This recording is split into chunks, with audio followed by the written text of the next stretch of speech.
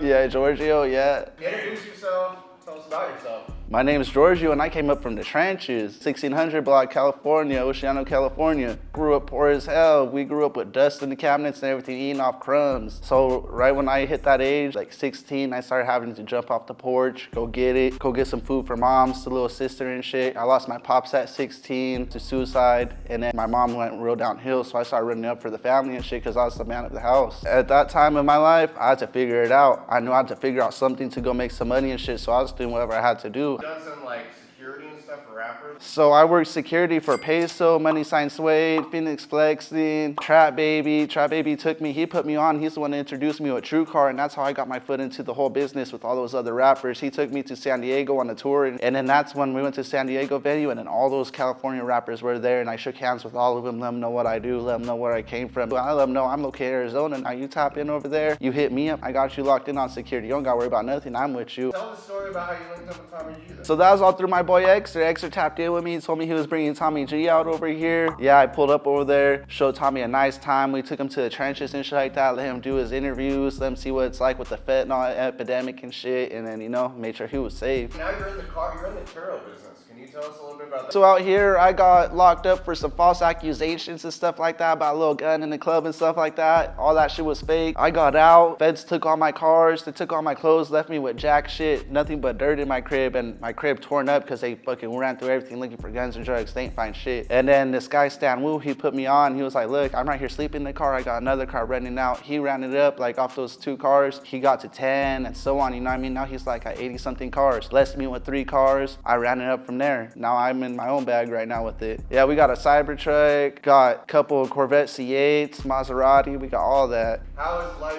changed now that you're successful in business compared to how you grew up? I still feel like I'm down compared to how I was last year before the feds hit me and took all my stuff, but I'm still eating good because at one point I had nothing. I had to go steal food for moms and little sister and shit like that just so we could eat. If not, we're eating Ritz crackers, put Tapatio on it and shit like that, cereal for dinner, all that. So right now, I could go to Dominic's, I could go fucking Ruth Chris, all that shit, buy myself a steak dinner, eating real good right now. Thoughts on 6ix9ine? 6ix9ine's a bitch ass rat. That was a straight up rat, that's all I know. Yeah, I don't fuck with bro at all.